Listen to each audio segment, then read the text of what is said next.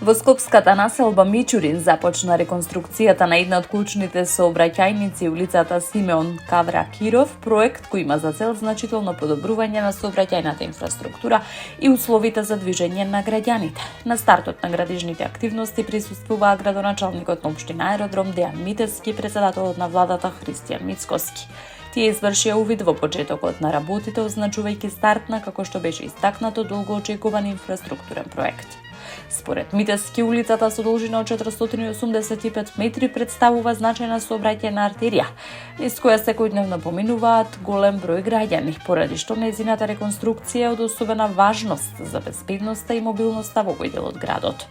Проектот опфаќа целосна обнова на коловозот, изградба на нови безбедни тротоари и поставување нова асфалтна конструкција. Предвидено е вградување на околу 3950 квадратни метри асфалт и уредување на 2305 квадратни метри тротоари со бекатон.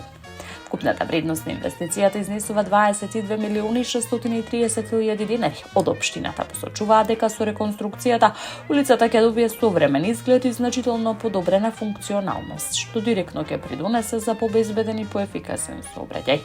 Градоначалникот изрази благодарност до владата за поддршката во реализацијата на проектот, нагласувајќи дека општина Аеродром продолжува со засилено темпо на инфраструктурен развој.